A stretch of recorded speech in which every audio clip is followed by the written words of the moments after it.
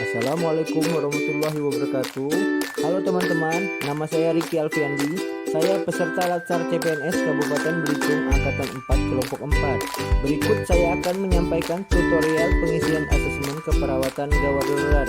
Sebelum itu, ada baiknya kita mengetahui apa sih pengertian asesmen keperawatan itu. Berikut penjelasannya.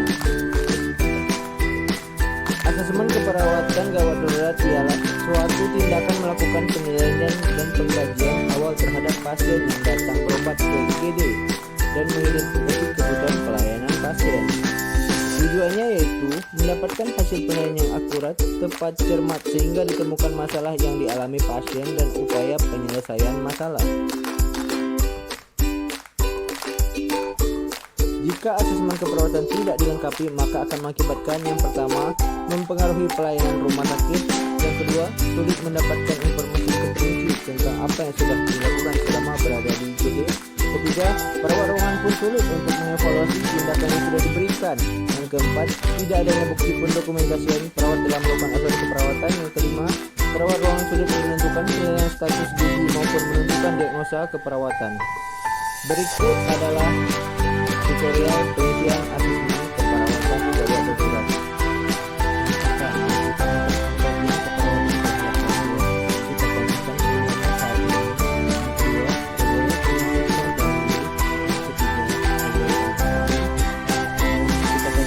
Data psikologi, sosial, ekonomi, dan spiritual.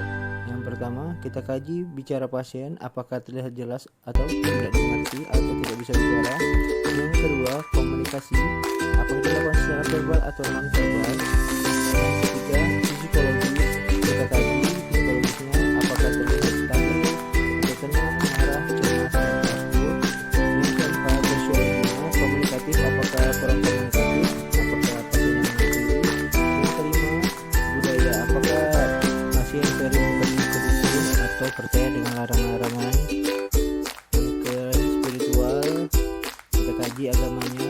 Terus kemudian resiko jatuh, kita lihat apakah berisiko jatuh atau tidak, apakah risiko tinggi atau tidak berisiko sama sekali. Kemudian untuk status emosional pasien, apakah perlu bantuan, apakah bisa mandiri. Yang terakhir, potensial kebutuhan pembelajaran, yaitu apakah pengobatan, terapi, dan proses penyembuhan. Yang ketiga itu adalah primary survey. Kita kaji jalan nafas pasien, apakah bebas, apakah ada sumbatan. Yang kedua, breathing, kita kaji nafasnya apakah seirama atau tidak, spontan atau tidak. Yang ketiga, sirkulasinya, kita lihat nadinya kuat atau tidak, apa sirkulasinya kurang dari 2 atau lebih dari 2. Tekanan perdarahan, distribusinya elastis atau tidak. Yang terakhir, saturasi atau SpO2-nya, apakah mencapai nilai normal atau tidak.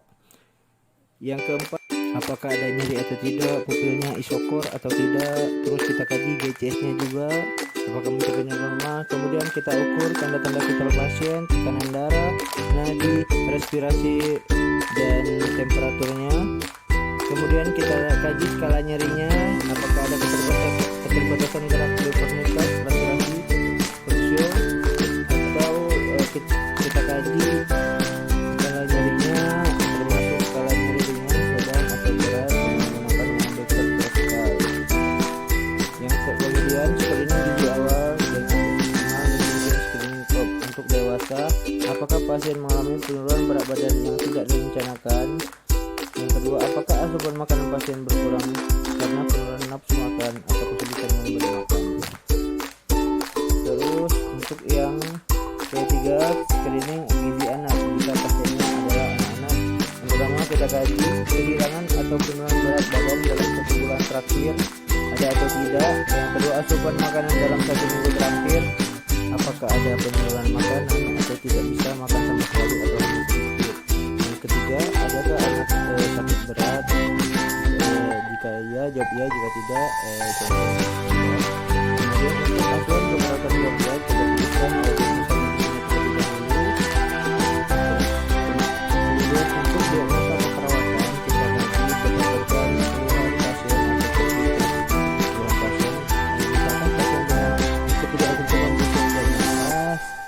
risiko konsentrasi, kemudian keterlibatan pola napas.